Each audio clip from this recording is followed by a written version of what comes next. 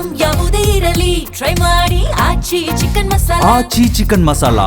ಮುಸ್ಲಿಮರನ್ನ Congress vote bank ಆಗಿ ಉಪಯೋಗಿಸಿಕೊಳ್ಳುತ್ತೆ. ಹಾಗೆ ಮುಸ್ಲಿಮರ ಮೇಲೆ ಇವರಿಗೆ ಪ್ರೀತಿ ಇದ್ದಿದ್ರೆ ಅವರಿಗೆ ಅವಕಾಶಗಳನ್ನು ಕೊಡೋದಾಗಿದ್ರೆ ದಾವಣಗೆರೆ ದಕ್ಷಿಣದಲ್ಲಿ ಕಾಂಗ್ರೆಸ್ ಅವಕಾಶ ಕೊಡಬಹುದಿತ್ತು. ಯಾಕೆ ಕುಟುಂಬ ರಾಜಕಾರಣಕ್ಕೆ ಕಾಂಗ್ರೆಸ್ ಮಣೆ ಹಾಕಿತು? ಸಮರ್ಥ ಶಾಮನೂರವರ ಅಜ್ಜ ಶಾಸಕರಾಗಿದ್ದರು, ಅವರ ತಂದೆ ಇದೀಗ ಸಚಿವರಾಗಿದ್ದಾರೆ, ಅವರ ತಾಯಿ ಲೋಕಸಭಾ ಸದಸ್ಯರಾಗಿದ್ದಾರೆ. ಮುಸ್ಲಿಮರನ್ನ ಬಳಸ್ಕೊಂಡ್ಬಿಡ್ತು ಕಾಂಗ್ರೆಸ್ ಎನ್ನುವಂಥ ಆರೋಪ ಇದೆ. ಅವಮಾನಿಸ್ತಾ ಕಾಂಗ್ರೆಸ್ ದಾವಣಗೆರೆ ದಕ್ಷಿಣದಲ್ಲಿ? ದಾವಣಗೆರೆಯಲ್ಲಿ ಯಾರು ಅವಮಾನ ಮಾಡಲಿಲ್ಲ. ನಿಮ್ಮ ಮೊದಲೇ ಪ್ರಶ್ನೆ ಏನಿತ್ತು? ನನ್ನ ಮೊದಲ ಪ್ರಶ್ನೆ ಇದ್ದಿದ್ದು ಬಿಜೆಪಿಯವರು ಹೇಳ್ತಾ ಇರೋದು ಅದೇ. ಬಿಜೆಪಿಯವರು ಅವ್ರಿಗೆ ನಾಚಿಕೆ ಆಗಬೇಕು. ಏನಾದರೂ ಅವ್ರಿಗೆ ಬದ್ಧತೆ ಇದೆಯಾ ಅಲ್ಪಸಂಖ್ಯಾತರ ಬಗ್ಗೆ? ಓಕೆ, ಹಂಗೆ ಬದ್ಧತೆ ಇದೆ. ಇಡೀ ದೇಶದಲ್ಲಿ ಒಂದು ಸೀಟ್ಗಳಂತ ಯೋಗ್ಯತೆ ಭಾರತೀಯ ಜನತಾ ಪಾರ್ಟಿಗೆ ಇಲ್ಲ. ನೀವು ನಮ್ಮ ಬಗ್ಗೆ ಹೇಳ್ತೀರಾ? ನಿಮ್ಮ ಸರ್ಕಾರ ಅಧಿಕಾರದಲ್ಲಿ ಇರುವಾಗ ಬಿಜೆಪಿ ಸರ್ಕಾರ ಕರ್ನಾಟಕದಲ್ಲಿ ಪುತ್ತೂರಲ್ಲಿ ಏನಾಯ್ತು, ಶಿವಮೊಗ್ಗಲ್ಲಿ ಯಾವ ತರ ಕೊಲೆ ಆಯ್ತು, ಗದಗಲ್ಲಿ ಯಾವ ತರ ಕೊಲೆ ಆಯ್ತು, ಇದು ಹೇಳ್ಬೇಕಾ ನಾವು? ಇವತ್ತು ರಾಜ್ಯದಲ್ಲಿ ಶಾಂತಿ ಇದೆ, ನೆಮ್ಮದಿ ಇದೆ, ಸಹಬಾಳ್ವೆ ಇದೆ, ಅಭಿವೃದ್ಧಿ ಇದೆ. ಎಲ್ಲರೂ ಅಣ್ಣ ತಮ್ಮಂದಿರು ಬಾಳ್ತಾ ಇದ್ದಾರೆ. ಇವತ್ತು ಸಿದ್ದರಾಮಯ್ಯ ಸರ್ಕಾರದಲ್ಲಿ ಅಭಿವೃದ್ಧಿ ಆಗ್ತಾ ಇದೆ, ಗ್ಯಾರಂಟಿ ಕೊಡ್ತಾ ಇದ್ ನೀವು. ಅದ್ರ ಬಿಟ್ಟು ಮುಸಲ್ಮಾನರಿಗೆ ಯಾಕೆ ಕೊಡಲಿ? ನಿಮ್ಗೆ ಅಷ್ಟು ಪ್ರೀತಿ ಬಂದ್ಬಿಟ್ಟಿದ್ಯಾ ಮುಸಲ್ಮಾನರ ಮೇಲೆ? ಎಷ್ಟು ಜನಕ್ಕೆ ಜೈಲಿಗೆ ಹಾಕ್ಸಿದ್ದೀವಿ ನಮ್ಗೆ ಮಾಹಿತಿ ಕೊಡ್ಬೇಕಾ ನಾವು ಅಲ್ಪಸಂಖ್ಯಾತರಿಗೆ? ಇದ್ದಕ್ಕಿದ್ದಂಗೆ ಮುಸ್ಲಿಮರ ಪ್ರೀತಿ ಬಂದ್ಬಿಡ್ತಲ್ಲ ನಿಮ್ಗೆ.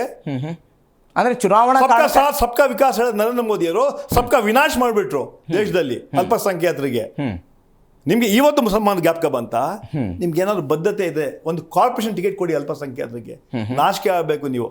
ಈ ದೇಶವನ್ನು ನಡೆಸೋರು ನೀವು. ಸಬ್ಕಾ ಸಾಥ್ ಸಬ್ಕಾ ವಿಕಾಸ್ ಹೇಳಿ ಒಂದು ಟಿಕೆಟ್ ಇಡೀ ದೇಶದ ಅಲ್ಪಸಂಖ್ಯಾತ ಕೊಟ್ಟಿಲ್ಲ. ನೀವು ನಮ್ಮ ಬಗ್ಗೆ ಮಾತಾಡೋಂಥ ಯೋಗ್ಯತೆ ಇದೆ ನಿಮ್ಗೆ? ಆ ಯೋಗ್ಯತೆ ನಿಮ್ಗೆ ಇಲ್ಲ. ನೀವು ಚಿಂತೆ ಮಾಡಕ್ ಹೋಗ್ಬಿಡಿ. ಕಾಂಗ್ರೆಸ್ ಪಕ್ಷ ಯಾವತ್ತೂ ಅಲ್ಪಸಂಖ್ಯಾತ ರಕ್ಷಣೆ ಕೊಡುತ್ತೆ.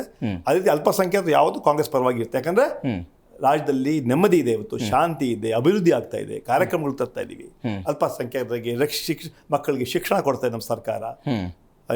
ಸ್ಕಿಲ್ ಡೆವಲಪ್ಮೆಂಟ್ ಕಾರ್ಯಕ್ರಮ ಇದೆ, ಒಳ್ಳೆ ಬಜೆಟ್ ಅನ್ನು ಕೊಟ್ಟಿದೆ. ಇದೆಲ್ಲ ಅರ್ಥ ಮಾಡ್ಕೊಳ್ತಾರೆ ಅಲ್ಪಸಂಖ್ಯಾತರು. ಕೆಲವು ಭಾವನೆಗಳಿಂದ ಕೆಲವರು ಕೋಪ ಇಡ್ಬೋದು. ಆದ್ರೆ ನಾವು ಮುಖಂಡರುಗಳು ನಮ್ಮ ಜವಾಬ್ದಾರಿ ಇತ್ತು ಅಲ್ಲಿ ಹೋಗಿ ಹೇಳ್ಬೇಕಂತ. ಅದು ನಾವು ಮಾಡಿದ್ವಿ, ಅದೇ ಕೆಲವು ಮುಖಂಡರು ಮಾಡಲಿಲ್ಲ. ಬಂದು ಹೇಳ್ಬೇಕಾಯ್ತು. ಹೌದು, ನಾವು ಒಪ್ಕೊಂಡು ನಾವು ಬಂದಿದ್ದೀವಿ. ಅದು ಹೇಳಂತ ಧೈರ್ಯ ಇರಲಿಲ್ಲ. ಕೆಲವು ಅದನ್ನ ಷಡ್ಯಂತ್ರ ಮಾಡಿಕೊಂಡು ಅವ್ರಿಗೆ ಆ ಜನರಿಗೆ ತಪ್ಪು ದಾರಿ ತಗೊಳ್ಳೋಂಥ ಕೆಲಸ ಮಾಡಿದ್ರು. ಇವತ್ತು SDP ಹೇಳ್ತೀರಾ ನೀವು, ಅವರ ಕೆಲಸನೇ ಕಾಂಗ್ರೆಸ್ ಸೋಲಿಸ್ಬೇಕಂತ? ಇಲ್ಲಲ್ಲ. ಖಾದರ್ ಕಾನ್ಸ್ಟಿಟ್ಯೂನ್ಸಿ ಕಂಟೆಸ್ಟ್ ಮಾಡ್ತಾರೆ, ತನ್ವಿ ಸೇಠ್ ಕಾನ್ಸ್ಟಿಟ್ಯೂನ್ಸಿ ಕಂಟೆಸ್ಟ್ ಮಾಡ್ತಾರೆ, ರಿಜ್ವಾನ್ ವಿರುದ್ಧ ಕಂಟೆಸ್ಟ್ ಮಾಡ್ತಾರೆ. ಅವರು ಗೆಲ್ಲಕ್ಕಂತ ಅಲ್ಲ, ನಾವು ಕಾಂಗ್ರೆಸ್ ಸೋಲಿಸ್ತೀವಿ ನಾವು ಅಂತ.